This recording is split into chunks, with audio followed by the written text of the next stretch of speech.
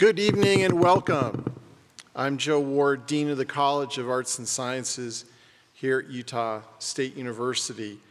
USU has several incredible collections with the Nora Eccles Harrison Museum of Art leading the way. NEHMA, which is led by Executive Director and Chief Curator Katie Lee Coven, and her terrific team, is known regionally and nationally for its wonderful collection with about 6,000 objects of American art with an emphasis on the West. Many other USU collections are not as well known on campus or in the wider community, and I hope we can change that. So I want to thank Katie and the NEHMA team for pulling together this group of curators to share stories about some of these natural and cultural treasures that reflect on the lure and the lore of the West. After I started as Dean of the College of Humanities and Social Sciences in 2016, I soon learned about the Museum of Anthropology, which has exhibits conceived and constructed by USU students to tell the story of human behavior, past and present, from all over the world, with particular focus on this region.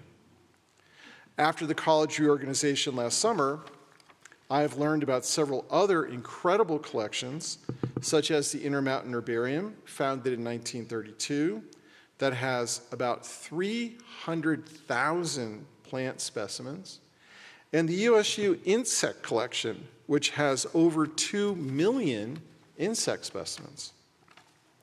Katie and I have been brainstorming what we can do to raise awareness of these great resources and many others, such as USU's Geology Museum, the Prehistoric Museum at USU Eastern and Price, and the Special Collections Department in our university library. All of these collections provide incredible resources to researchers into our communities, from K-12 students, also known as future Aggies, to cultural tourists. But I want us to grow awareness of these collections because they significantly bolster USU's land grant mission to put knowledge in the service of the people of our state. My colleague, Dr. Danielle Stewart, Curator and Head of Academic Initiatives at NEHMA, will now introduce our panel.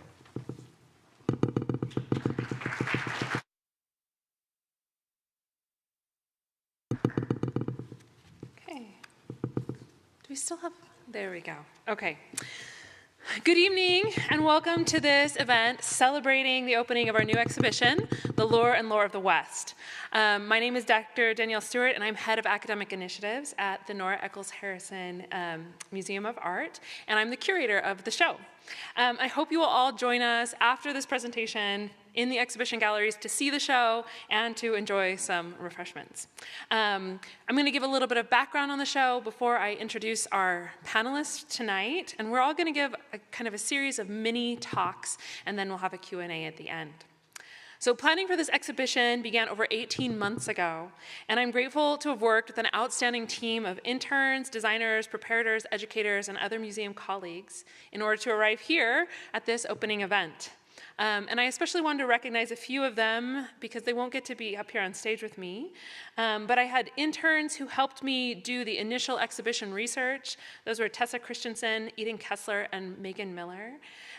Several who helped me write the 85 object labels that you'll see throughout the show. Those included Brendan Lee, Grace Christensen, and Kaya Christensen, as well as Melissa Anderson-Assay, who independently recorded all of the local legends, which you can hear interspersed through the show. So as you go through, there's these little headsets, and if you put them on, it tells local legends and ghost stories from around Logan. And my kids, you're not allowed to listen to them because I don't want you to get nightmares.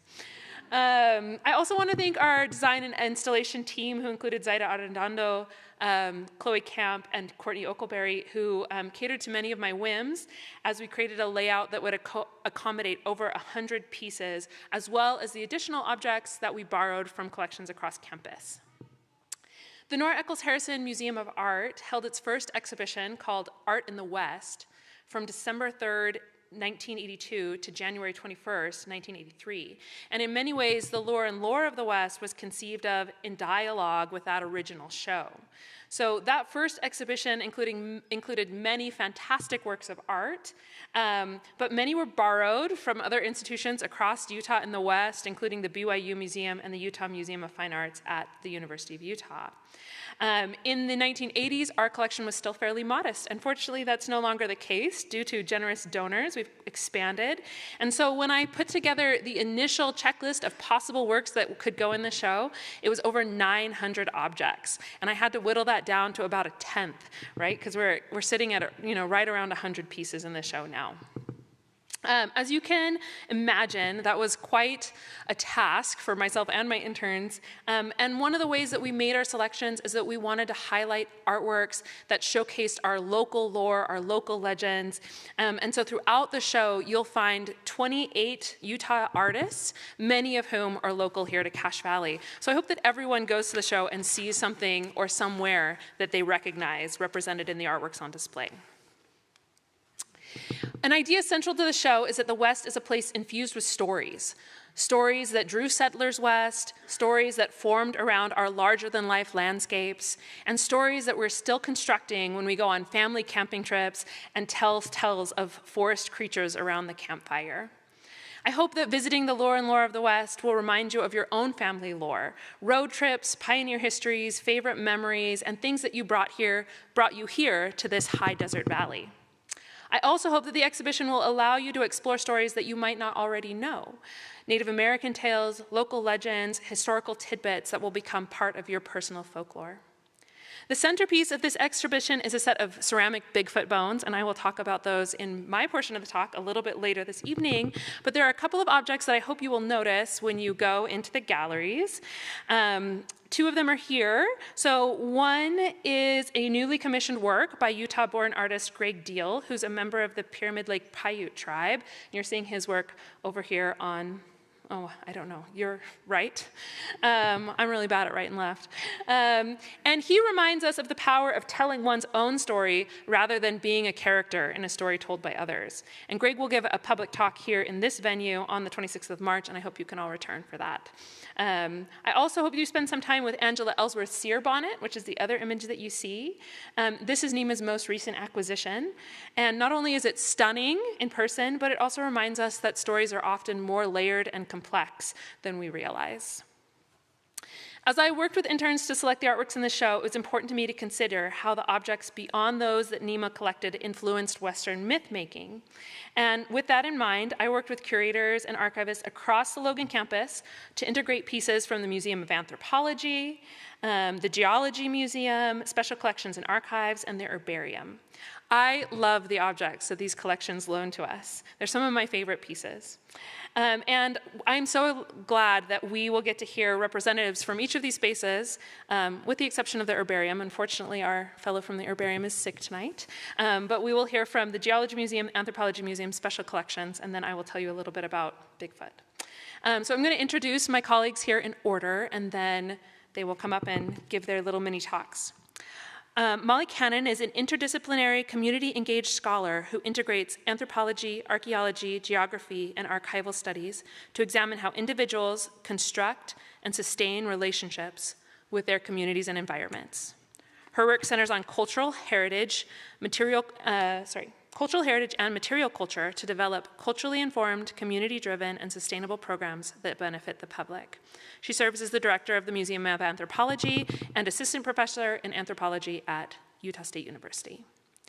Daniel Davis has worked in special collections in the Merrill-Cazier Library since 2000, where he is the photo archivist, instruction coordinator, and history department liaison. He is the author of one book, Across the Continent, The Union Pacific Railroad Photographs of Andrew J. Russell, and co-author of another, Race to Promontory, Picturing the First Transcontinental Railroad with Glenn Williamson and Ken Burns. Dan lives in Nibley with his wife, Ashley, and their daughter, Emily. And then Paul Jamison is a retired high school science teacher and volunteer collections and museum manager for USU Geosciences.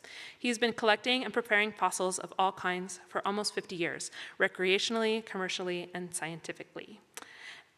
So I will welcome Molly now to give us her presentation.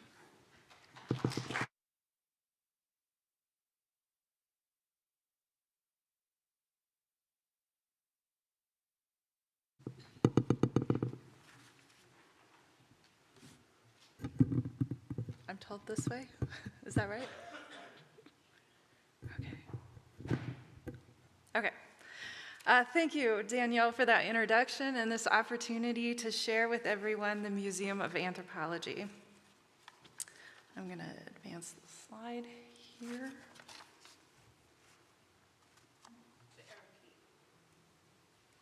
There we go. There's something about an object, its physicality, that connects us. We give gifts to turn our emotional feelings into tactile experiences. We collect souvenirs to hold on to places that are far from the here and now. In both of these examples, we like to share these experiences with others by sharing objects that are imbued with meaning, history, and nostalgia. Many of us are interested in the stuff of everyday life, ours and others. We're collectors. We collect objects like broken pieces of pottery, stone tools, fragments of bottles, cans, nails. I know this. Oh.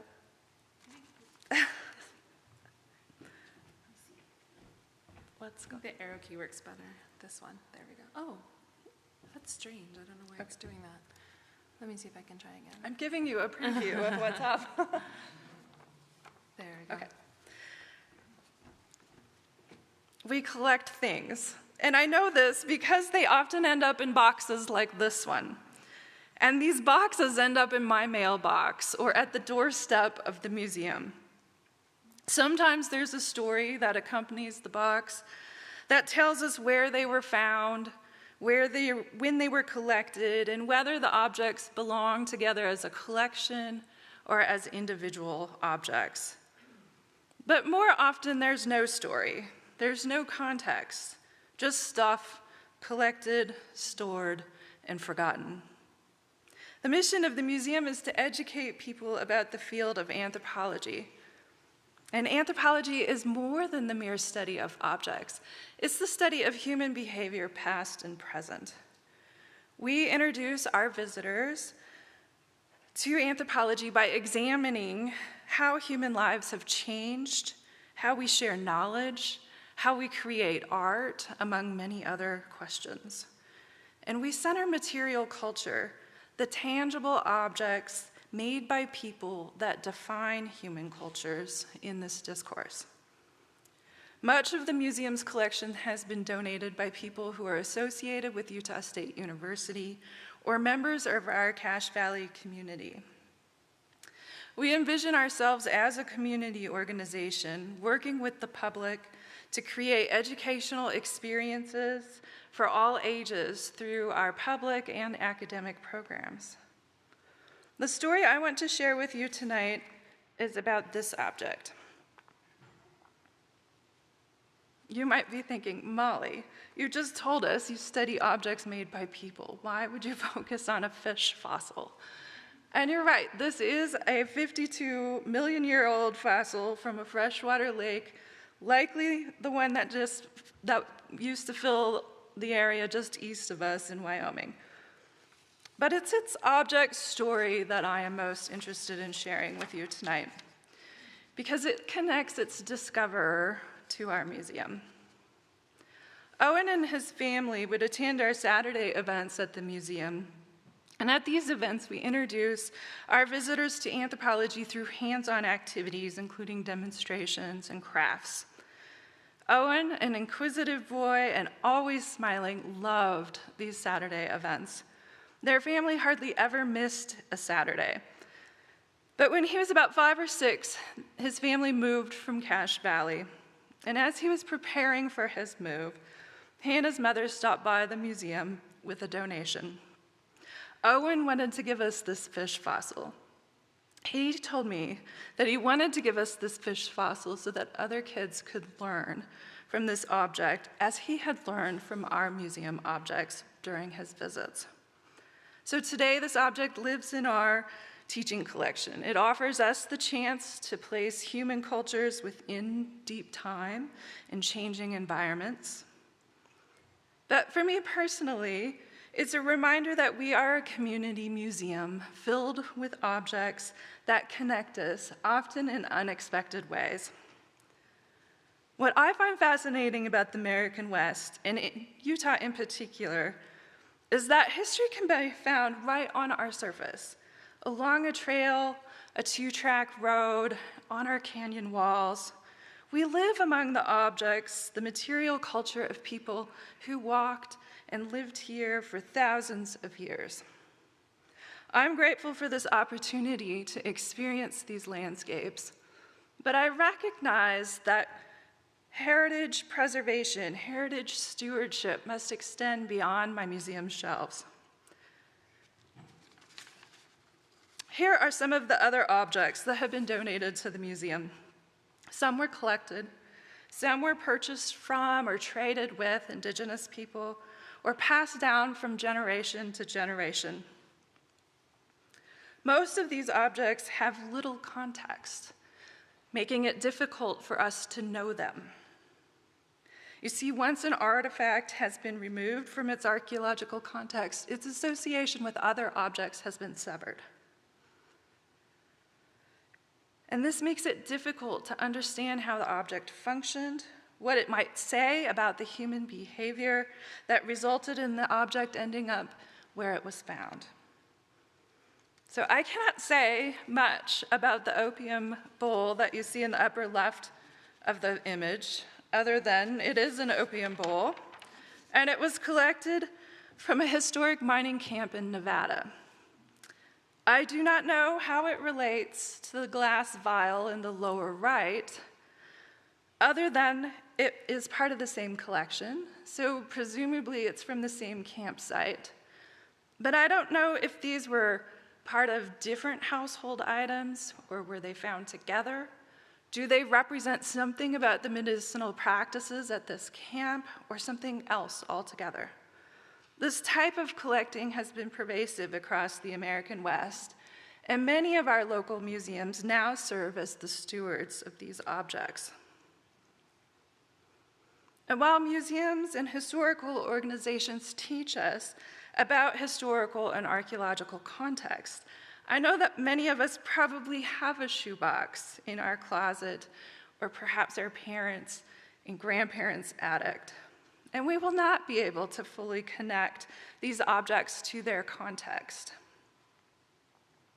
But they do offer us a chance to construct narratives by connecting them to other objects and telling collective histories.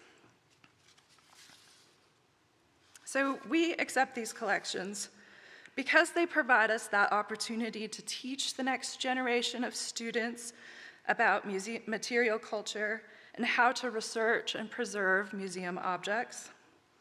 Working with these objects allows us to share and bring in artists and members of descendant communities to tell more complete stories. And it's through these museum stories that create those connections and inspire visitors to learn more about the world around them. Museums work hard to make these connections, but we also work hard to teach, respect, and protect. Keeping cultural heritage in situ, or in its original place, preserves essential information, but it also represents that direct link between heritage and local communities. Protection maintains that tangible link for descendant communities to connect with their ancestors. It strengthens cultural identity, and it fosters a stronger sense of place. So as you walk the landscapes of Utah, observe the people around you. Take a picture, write a poem, sketch or paint the objects that you see, but leave material culture where it is. By doing so, we can respect and protect this heritage for future generations. Thanks.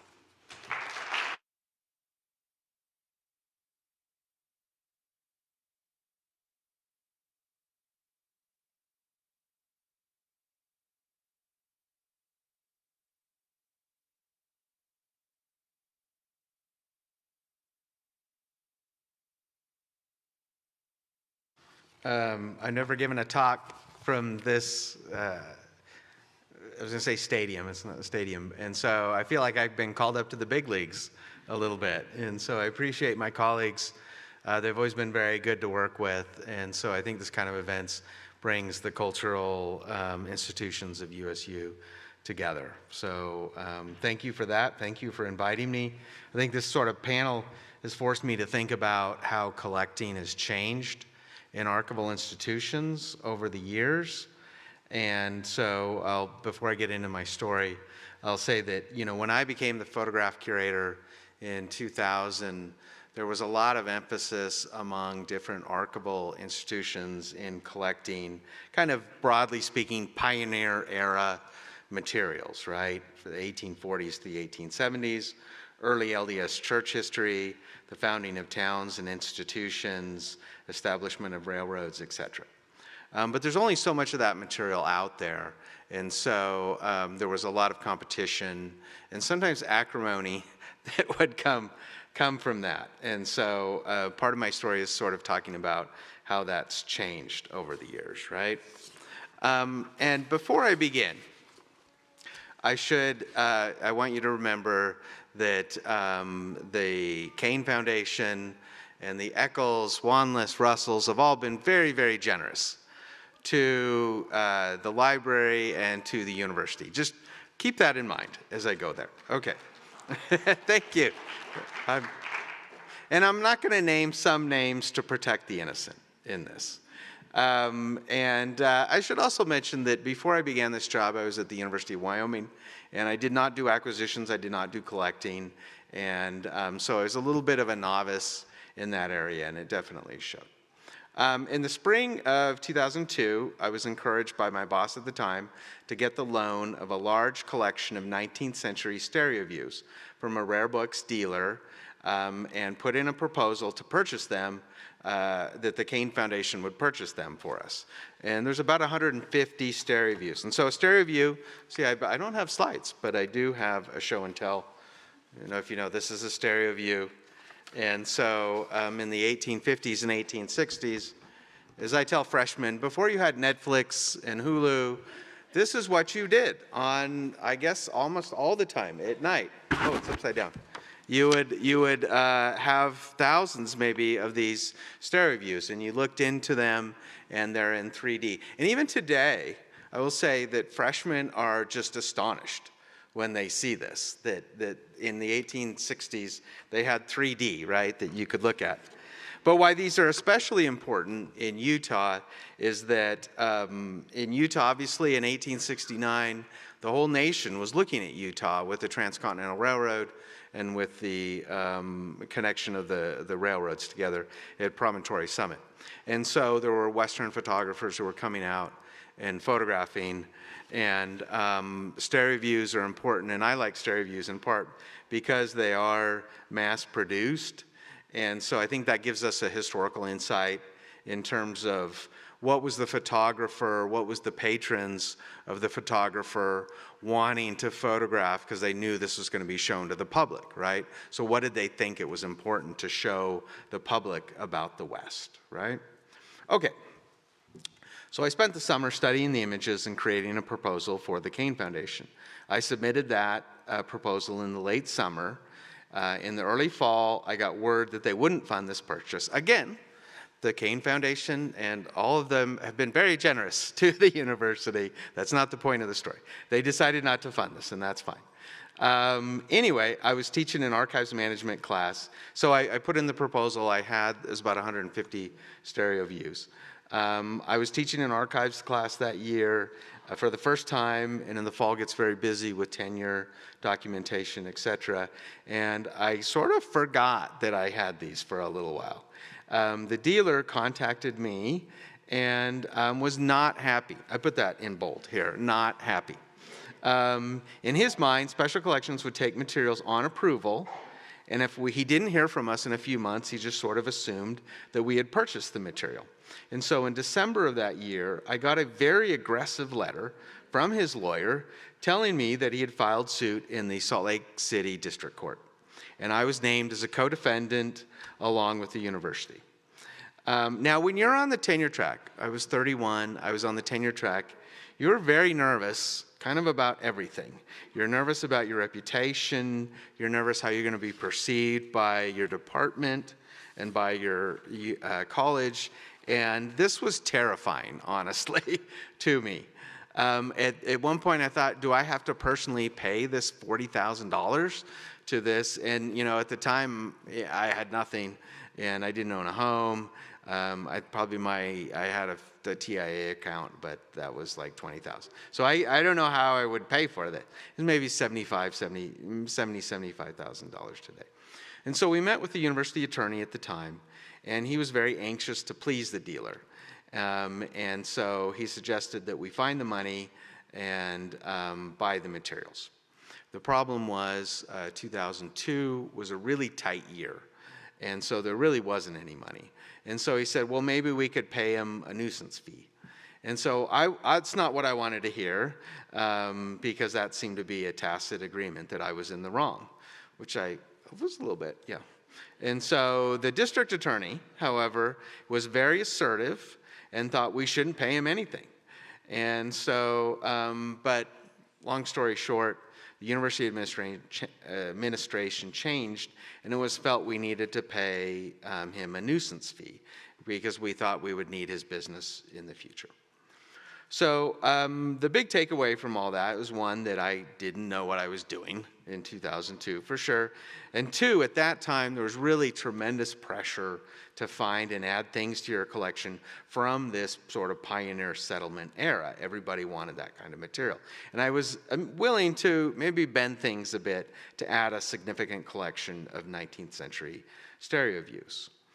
But I am happy to say that over the last 15 to 20 years, archival institutions have very much expanded their scope of what they collect.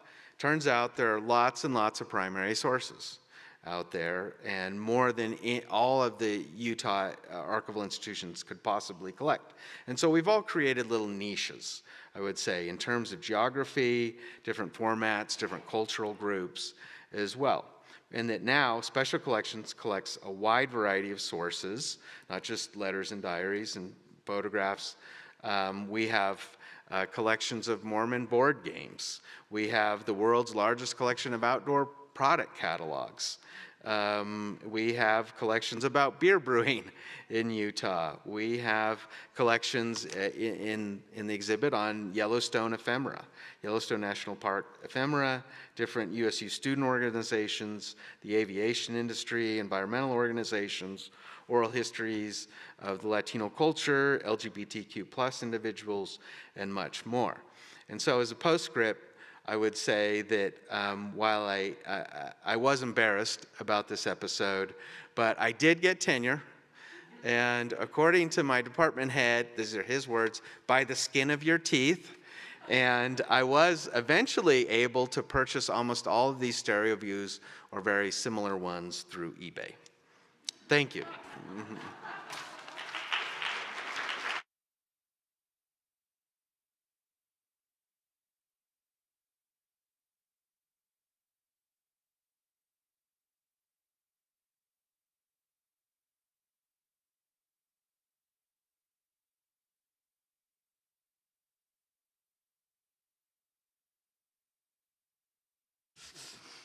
Hi, everybody.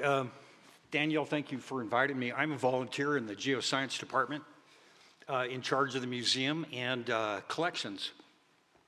So the history of fossil collecting, I'm sorry, I'm going to stand out here.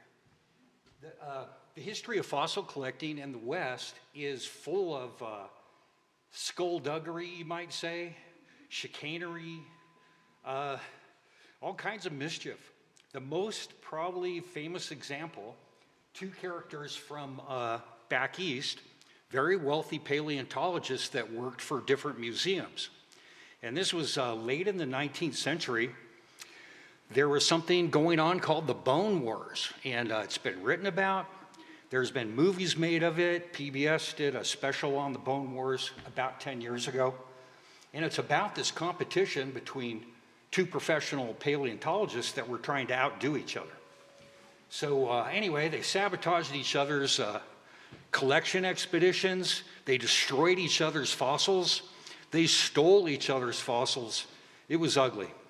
They even tried to get each other's funding revoked by trash talking them in the scientific literature. So anyway, the way that story comes out is that they both died penniless. They spent their entire fortunes trying to outdo each other, and they didn't have much social standing left by the end of that either. And so anyway, that's the story of Cope and Marsh. They're generally kind of fondly regarded now because everything they took out of the ground eventually led to the discovery of 142 new dinosaur species in the West. Now, that's kind of the classic story of paleontological mischief, I guess. But I'm not a dinosaur person, and I really don't have any insight into dinosaur collection. The Prehistoric Museum in Price, our curator down there, Josh Lively, he's a dinosaur guy, and he's out there digging dinosaurs all the time. But that's not really my thing. So that's not what I want to talk about now that I've talked about it. What I want to tell you is a story about a resource closer to home.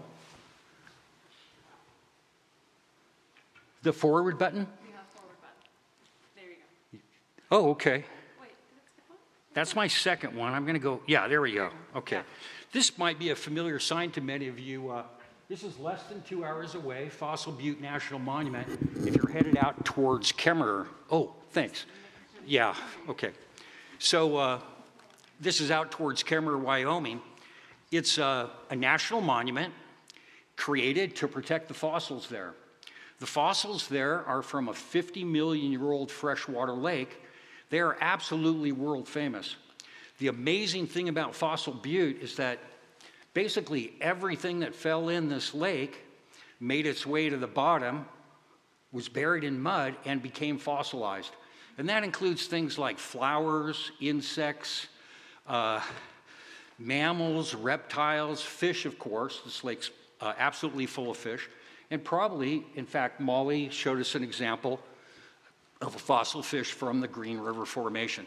By the way, has nothing to do with the Green River. The rocks were originally described near the town of Green River. That's how it got its name. Nothing to do with the river, freshwater lake. Okay, here's a better look at, as you're driving towards Kemmerer, you look out your left window, looking north there, and there's Fossil Butte. You can tell it's layered. Those layers are the layers of sediment that were accumulating on the bottom of a lake. Since it was a lake, obviously lakes are in low areas, right? Well, how did it get up there then? Well, once it was buried, turned to stone, later on, the whole region was lifted up. And then that allowed erosion to expose this freshwater lake. So you have to climb uphill to jump into that lake. Let's see. Yes. Hopefully the slide will remember. Yeah, so this is a view of a commercial quarry in the Green River Formation. This is just south of the National Monument across the highway. It's called the Smith Hollow Quarry. It's the largest commercial operation digging fossils in the Green River Formation. Now, this is on private land.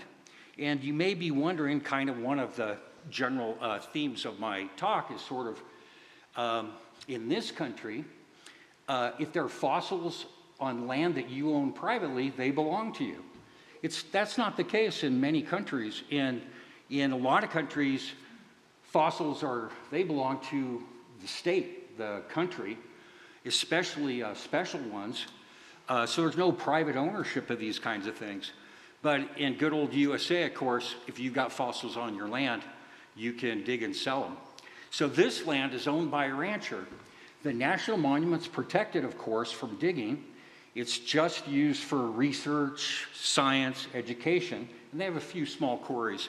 But this is not a small quarry. This is a major operation here because there's a lot of money in these fossils. Here's a look down into one of those quarries. You can see it's a big deal. That's a lake bed they're all standing on.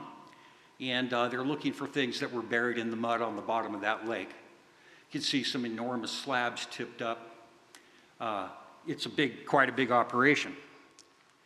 Here's an example of some of the fossils you may have seen. Really spectacular. In fact, you'll see a picture like this in a geology textbook. In every language that a geology textbook has been printed in, world famous locality, probably the best on the planet for this time period. Okay, a couple other amazing fossils like this, palm leaves, fell off a tree, washed out into the lake, and landed in the mud on the bottom, surrounded by fish. Things like this are worth quite a bit of money. Occasionally, something amazing comes up like a giant turtle like this. Boy, I hope you've been able to hear me. I just realized I haven't been speaking into the mic. So anyway, fossils like this get a lot of attention. A turtle, depending on size like this, could be worth tens of thousands of dollars, even more in exceptional finds. Okay, that gets me to September 3rd, 2003.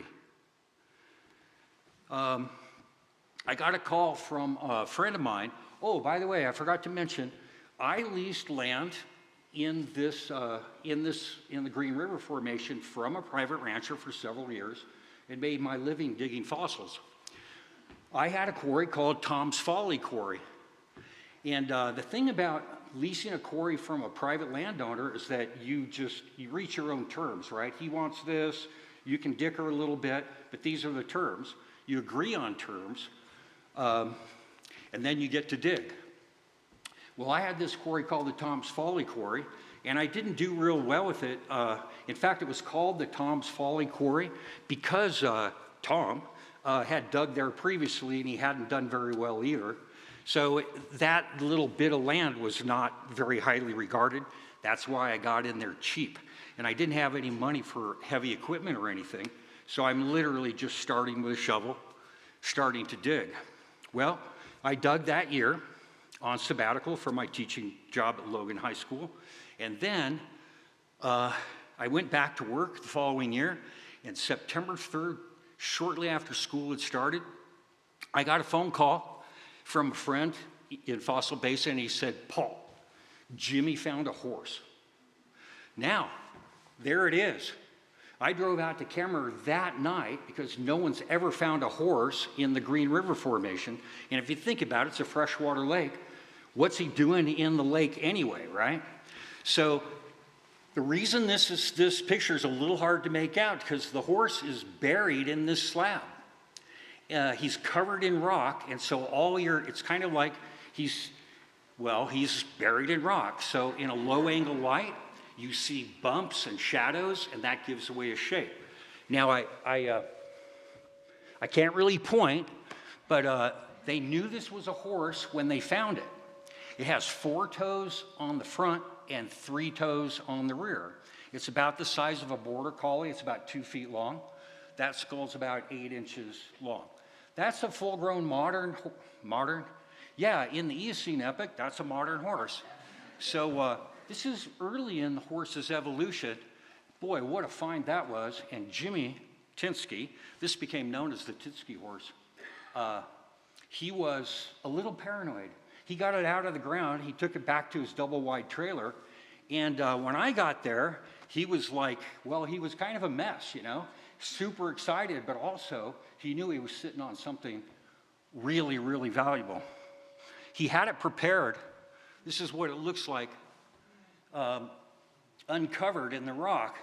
Spectacular. One of the amazing things about this horse is that you saw the pictures in the quarry where the rocks are fractured into these blocks with big spaces between them. It's very easy to find, especially a large fossil, going off the slab.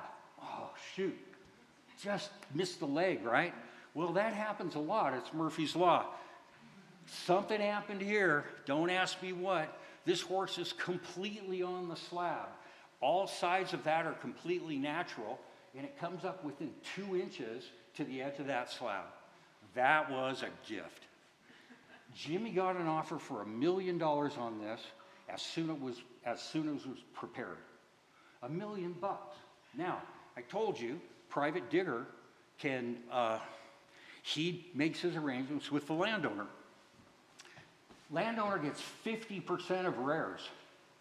So it's your responsibility, you're digging, you find it, you take it out of the ground, you have it prepared, you find a buyer, 50% goes to the landowner just because he owns the land.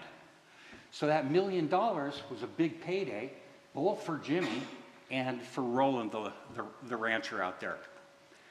Roland's the landowner. I'm not trashing Roland or anything, we're friends. But Roland he knows he's sitting on a gold mine and he wants to make money. So he said, Jimmy, we're not taking $1 million. It's worth 8 times that much. Well, Roland, I don't know, he wasn't thinking straight. He'd been reading about Sue, the big T-Rex that Chicago got, $8 million dinosaur. He was sure this horse was worth $8 million. So he wouldn't let Jimmy sell it. This horse sat in Jimmy's laundry room for 15 years. Okay? Because they knew we were going to get a bigger offer. Well, eventually, this happened. Somebody found another horse. Oh boy, what happens to the value of the first one? When you find the second one, right, it's like, oh, dang, we should have sold that horse for $1 million. So anyway, I'm not sure who got this one or how much it sold for, but the Tinsky horse, eventually, it's a happy ending. It ended up at the Smithsonian Institution. They purchased it for $600,000. It's currently on display in the Smithsonian, so you can go visit it there.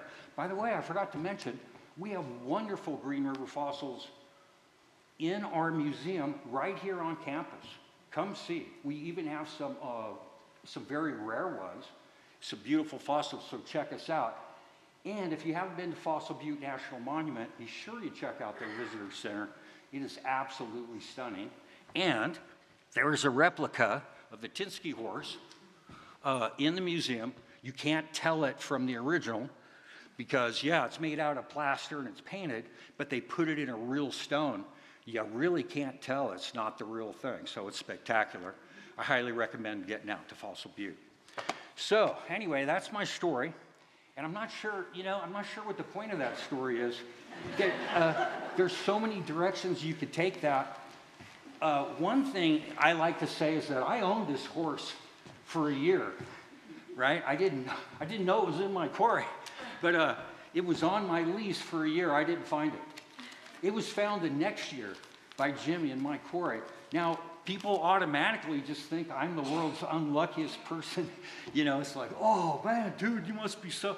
It's like, no, this horse could have easily ruined my life. I can't imagine the thought of having it in my laundry room for 15 years. So anyway, I don't obsess over, oh man, I could have been a millionaire, So there's that aspect. There's also the aspect of private land ownership, public land ownership, the tensions between science and commerce. These are real things. There aren't enough scientists to discover everything that the diggers find. Scientists need diggers, right? And diggers really like to have their discoveries acknowledged and honored by science. So there's kind of this uneasy relationship between science and commerce. That's another aspect of it. And then you have to think a little bit about luck and greed, I think. That's something else that plays into this when things are worth a lot of money.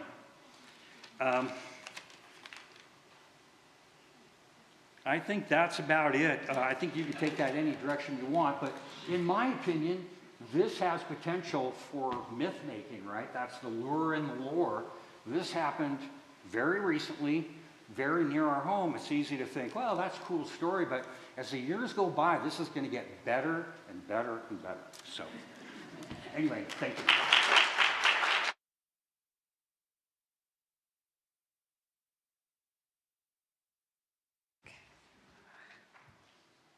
All right. while we're on the topic of fossils, tucked in the back corner of the Lore and Lore of the West is a cave of monsters. The walls are painted a deep, smoky purple, and the paintings hung around the space feature ghosts, golems, and other unsettling creatures. Bigfoot, or rather his bones, lords over this motley crew, arranged in the center of the gallery on a pallet that looks like it has just been lifted from an archaeological dig.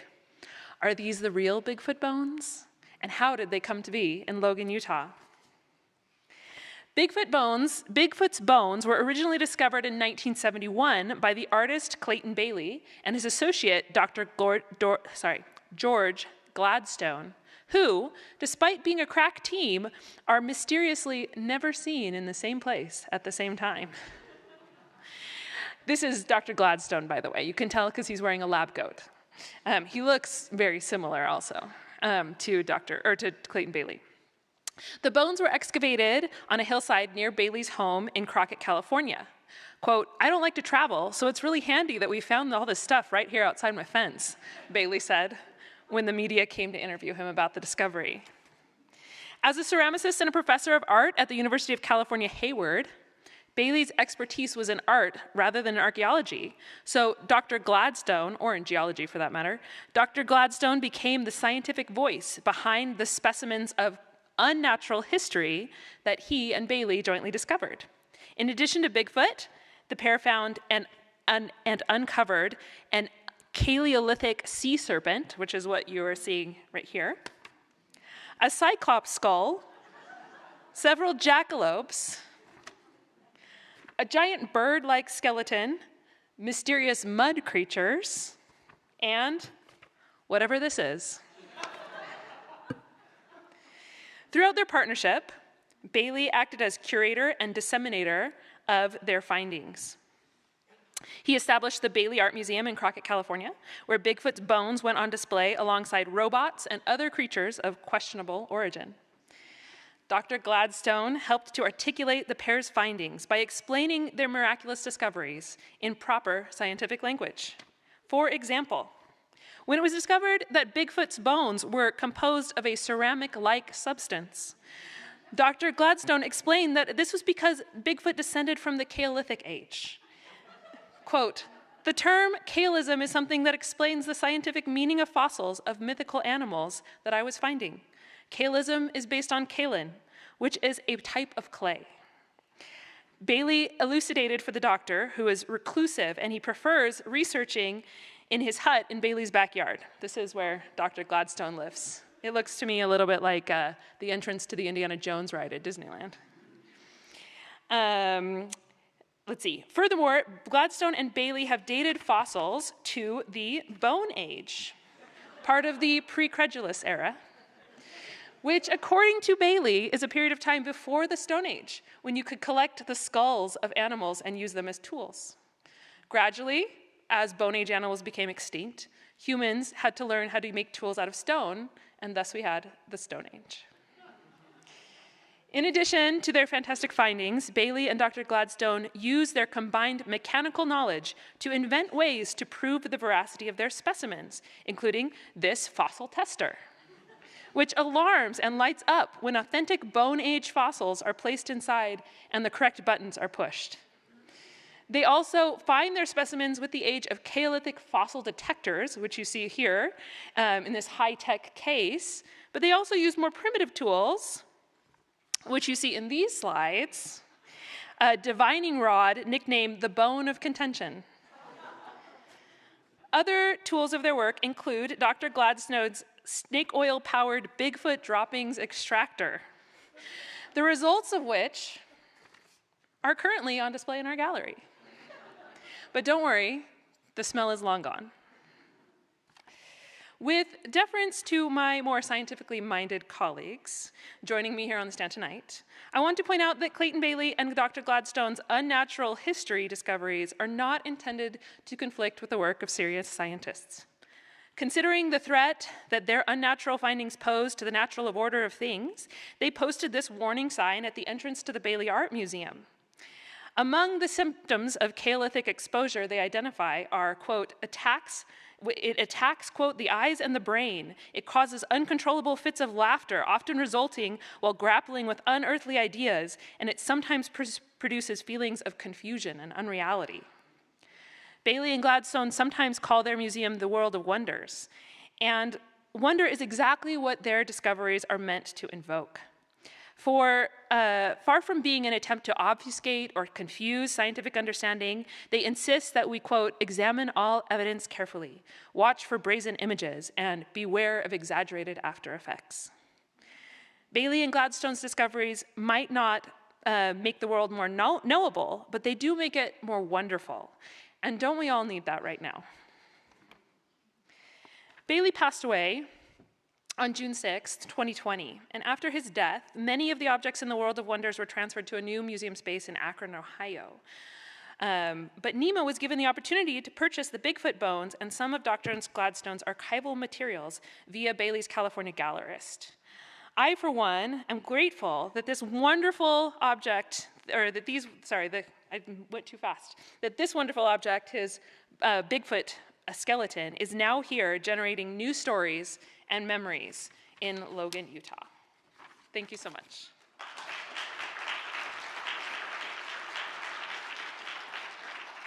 Then I would like to invite my fellow panelists up with me to the stage. And we are happy, we have about 10 or 15 minutes to answer questions. If anyone has questions about any of the objects or the stories that we presented about.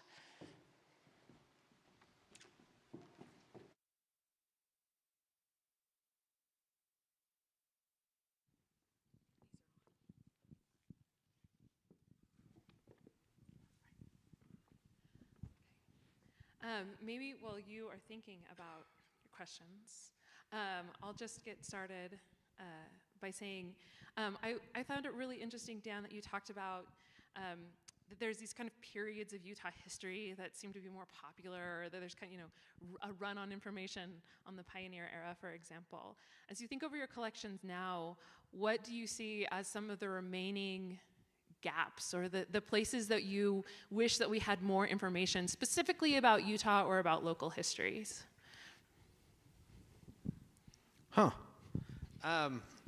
Well, I think here's my theory that, okay, where's my phone? That I'm going to collect all this material, and in my mind, the future generations are going to be very happy I did it. And so we have a collection of aviation materials, and I'm going to accidentally drop my phone in the box. And then, 100 years from now, somebody's going to look at the collection like, why did he keep all this crap? Oh my God, this is a very old phone. A vintage 2021 iPhone 8. Oh my gosh, this is amazing.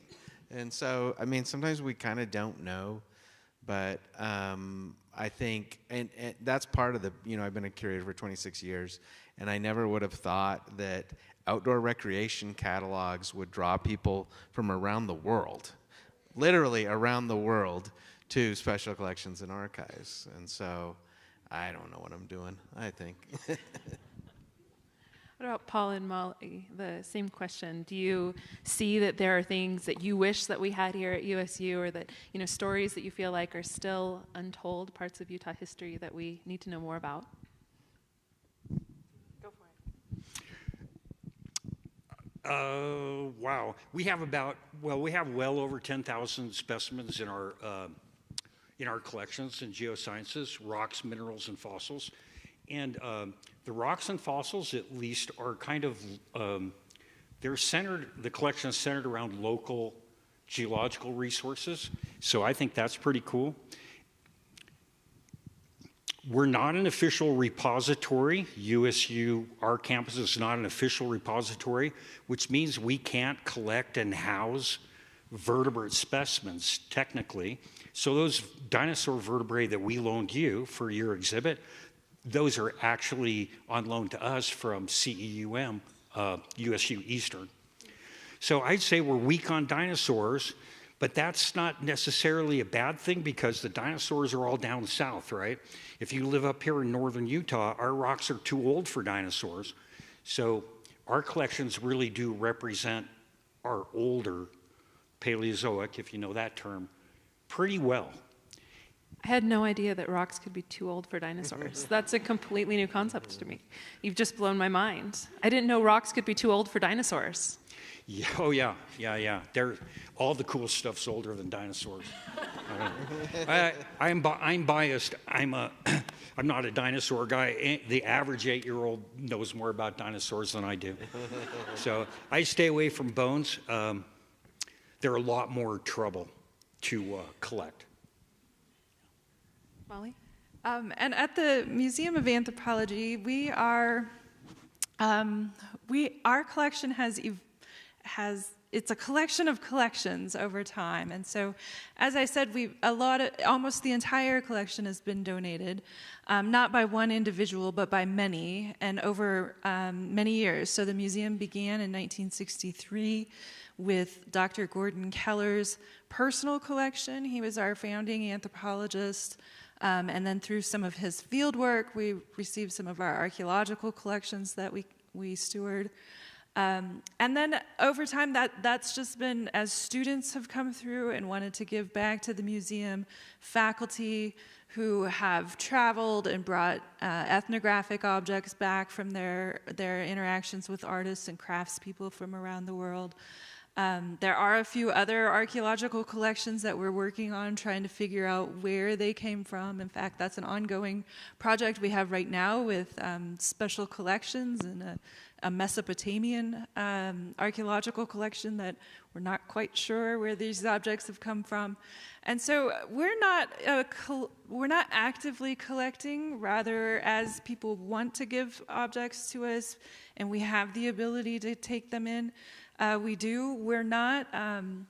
We don't have large facilities where we're actively out there collecting. So, what's missing? We have many gaps, but what really is missing is this, especially with our local collections and indigenous collections, is the continuity. So we have archaeological collections. We have some basket collections that date to the sort of late 19th century, early 20th century, and very little of indigenous artists today. And so what I try to do is bring that in through our programming by inviting artists into the museum to demonstrate their work and share their work with us that way. That's a great segue, because I would say also that one of the things that I would like to see us collect more at the museum would be work by indigenous Utah artists today. There's some really cool stuff out there. There's some really great, makers in general, but artists in particular. Do we have a question over here? Yeah, go ahead. Okay, so I followed NEHMA on Facebook, but for the rest of you in your museums and stuff, how do I learn about what collections that you're featuring in a particular time period, and how as a USU alumni and a part of Cache Valley come in and see your collections? Is there a Facebook page or a website, or how do I learn more about yours? And will you also put their answers on your Facebook page so that I can go and reference those and follow them however I need to? Sure, that sounds like a great idea. Our marketer, get on it. One thing I will say is that a few years ago, we began the museum committee here on campus, and we established a website that has links to all of our institutions, including the Herbarium and USU Eastern and the Entomology. I'm pretty sure they're connected on there as well. And so there is one website that's USU Museums. So maybe we can share that out with everyone, where you can find all of us. At the Museum of Anthropology, we primarily share information through Instagram, and then working with the College of Arts and Science communication team. Cache Valley Science Kids is one of our great friends who share what we're doing, and you can find our programs every first Saturday of the month. But we're also open during the week, Tuesdays through Fridays, 10 to 4. What about you, Paul? How do people find out about the goings-on in the Geology Museum? That's not really my thing, but there are ways to do it. I know we have a department website, and there'll be a link to the museum. And we're on Google Maps too, so you can find us. Great. We'll share that information too. But Dan, do you want to go plug? Yeah, well, we're kind of within the library, so the library Facebook page. I'm not really social media but we do have our website and digital collections as well. I would say our website for the library and special collections. Yeah, your digital collections are so cool. I didn't mention them, but you have a really cool page on Bear Lake Monster stories, which I was very tempted to talk about, but I did not. Yeah. Okay, I think over here. Yeah, you guys have either, throughout all of your presentations, directly pointed to or alluded to something in the collection that, I don't know, was exciting to you guys. When we walk through, what would you want us to know or to stop at? What's something that's really important that without, that knowledge, we might just not notice?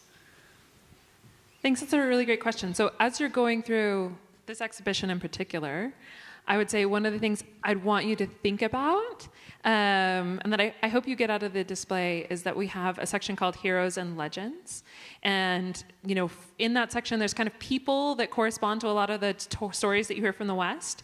When you think about stories you hear from the West, you hear like cowboy stories and pioneer stories and that kind of thing. But I want you to also think about the stories that didn't get told or the stories that historically haven't been told. You think about like old Western films, and they're all told from the white cowboy's perspective, but what about the Native American perspective? So we also tried to include several works, including that piece by Greg Deal, that are Native American self-representations, because I wanted you to also think about, who were the stories that weren't being told, and what does it mean to be able to tell your own story rather than be a character in someone else's story?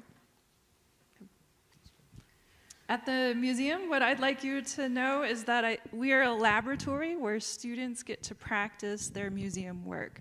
So our exhibitions are all designed by mostly undergraduate teams as part of their coursework or internships within the museum. The collections work that's being done is also done by students. And if you visit us on one of our Saturday events, that's all been put together by students. So think about us as a laboratory where we're taking the work, the research of the university, and we're learning how to share that out with you. Anything else, Paul? When people visit the Geology Museum, what do you want them to know that's not already in the labels? If you visit the Geology Museum, you can have any experience you want. If you want a full-blown tour, every display case, every specimen, you can get it. Some people like to be left alone in museums, right? Because they read labels.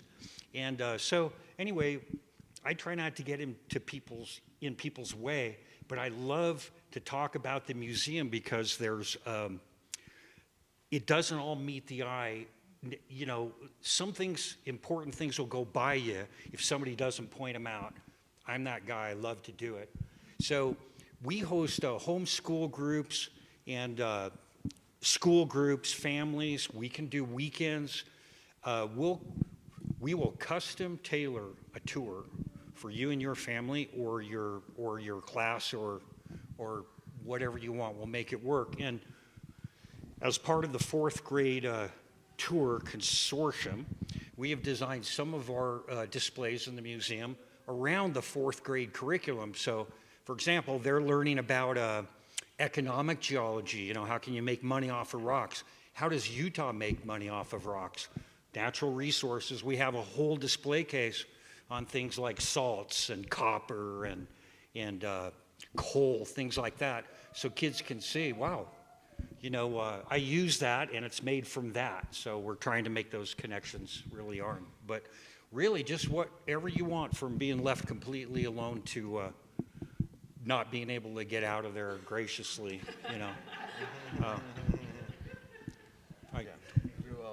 You said it better than I could. I do think that one of the interesting things when people are looking at archival material, and specifically my area of photographs, is a photograph is a sort of conversation between you and your background, what the photographer intended you to see, and then the history of what's in the object itself. And so I'm always fascinated by different interpretations that people have of materials like that. And I'm always, because obviously somebody has a different background than me, and they're going to see something else and interpret that photo in a different way. Yeah, and just a little plug for the photographs at Special Collections. The object that we actually loaned for the exhibition is a set of 100 stereographs that fit into this box case that looks like a pair of books put together. But then you open the books and you have all of these stereographs, and some of them have like a narrative of a visit to the Grand Canyon. So if you look through these stereographs, which you can't because they're in the exhibition, but if you could, it would be almost like living through this movie of going to the Grand Canyon. It's so cool. So I've loved going through. That was one of my favorite parts of preparing the exhibition. It didn't cost $40,000, thank God. Glad to hear it. Okay. Could I just add, when you visit the Geology Museum, it has my favorite object on this whole campus. It's this human-sized clam. It's incredible. I've never seen anything like it.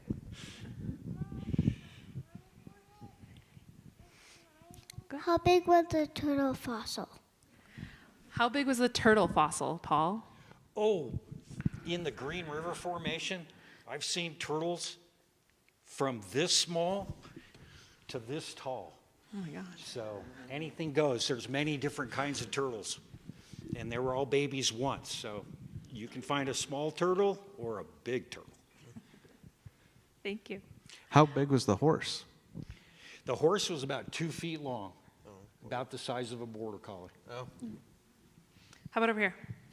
Hey, want to thank you all for your thoughts. A little bit of context to my question. I graduated in marketing, so I'm in the business world, but I also write on Substack, so I kind of have this artist side of me as well. Fighting between creativity and making as much money as possible while smiling the least amount of possible. It sounds like many of you have worked with your personal interest with these different artifacts, your personal passions, but also doing it to pay the bills. So I wonder, how that experience is different when you have those different motivations. Wow, that goes deep. You don't get into curation to make money, I will say that much. But I think that curation offers you sort of endless opportunities to work with really creative people, which is the best part. And while you don't make a lot of money, sometimes you make friends with creators who give you things, and that is almost just as good. So I think, personally, my experience has been that's sometimes the reward, besides the intellectual reward, is also just being around the scope of creativity that you get to see when you're with artists. And every once in a while, they share that with you. They send really great Christmas cards, for example. Some of the best Christmas cards I've ever gotten have been engravings and photographs and things that I've got given to me from artists. So maybe someday they'll be worth money. Who knows? Thank you. I'm not sure if I'm interpreting correctly, but I've had a passion for archaeology since I was little.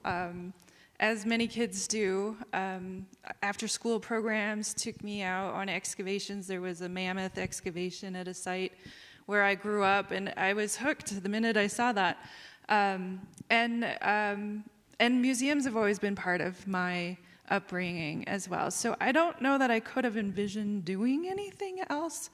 I don't think I could envision how rewarding this job is, though, and that I've got to develop so many more skills than just reading and going out and traveling and seeing these things. I get to teach, and that was something that came unexpectedly for me. I, of course, came from a family of teachers, but I was never going to be a teacher, and so that's been something that's surprised me about my role, is how much I really enjoy that aspect of getting to formally teach in the classroom, but also informally through all these programs that our museum consortium has put together with our tours that come to campus. I can say from my experience, I've dug fossils commercially and recreationally. And going commercial took the fun out of it for me because you start evaluating everything you find in terms of money. And often it's buried in a rock, and so you're making judgments. It looks really interesting, but dang, it's missing its right foot. It's not. So it just takes the fun out of it. I'm fortunate now that I don't have to make money selling fossils, but turning your passion into a business is not necessarily the best thing to do. I thought it would, what could be better than making your living digging fossils, but it took the fun out of digging fossils. So now I dig to satisfy my own curiosity and interest, and it's a lot more fun. So when I published the book Across the Continent, the photographs of the Union Pacific, and I got my first royalty check, and it was $63. And I'm like, I'm making money. And then I go to do my taxes that year at H&R Block, and they said, oh, this is extra income. We have to do a Schedule C. That's going to cost you $100. I'm like, dang it. I'm losing money. So again, commercial-wise, I'm not really good at that area. But I do think sometimes it's interesting how your passion, and so my passion when I went into history was medieval history. And then I'm like, oh, I got to learn Latin and all the saints' birthdays and saints' holidays. That's a lot of work. And so I went into, photograph archives, and it worked out very well. So it's good. Okay, well, we're just about at time. Before I let everyone go, I just want to point out the objects we have on display. I put up pictures of them earlier, but when you go into the exhibition, Molly let us borrow from the Anthropology Museum a Pomo Native American cradle basket. And I just want to say she showed me, I think, 4 cradle baskets when I went in to look at them. I wish we could have displayed them all, but we did not have correct podiums for all, or, shelves for a lot of them. But it's such a beautiful basket, and it really taught me to think about, which I already knew, but I kind of expanded on it, the things that we consider art versus the things that we consider craft, right? And what goes into Molly's Anthropology Museum versus what goes into Art Museum, and how maybe sometimes those categories are arbitrary. Paul donated to us 2 things. One was from his personal collection, a really lovely striped rock that looks like it should be a work of art, and it's paired with a work of art that looks almost exactly like it.